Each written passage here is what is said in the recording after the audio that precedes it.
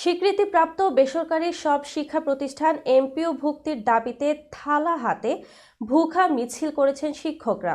রবিবার দুপুরে জাতীয় প্রেসক্লাবের সামনে থেকে এই মিছিল বের করেন তারা। মিছিল নিয়ে পল্টন মোড় ঘুরে আবারও প্রেসক্লাবের সামনে এসে শিক্ষকরা অবস্থান কর্মসূচি পালন করেন। এ নিয়ে টানা 15 দিন প্রেসক্লাবের সামনে অবস্থান কর্মসূচিতে রয়েছেন নন এমপিও শিক্ষা প্রতিষ্ঠানের শিক্ষকরা। মিছিলে শিক্ষকরা ভাত দে নইলে বিষ দে, দাবি মোদের একটাই, শিক্ষা প্রতিষ্ঠান এমপিও চাই, এক দেশে দুই নীতি, মানি না মানব না সহ বিভিন্ন স্লোগান দেন। নন এমপিও শিক্ষা প্রতিষ্ঠান ঐক্য পরিষদের ব্যানারে গত 23 ফেব্রুয়ারি থেকে তারা এ কর্মসূচি করছেন। তাদের দাবি আদায় না হওয়া পর্যন্ত অবস্থান কর্মসূচি সহ আন্দোলন চালিয়ে যাওয়ার হুঁশিয়ারি দিয়েছেন।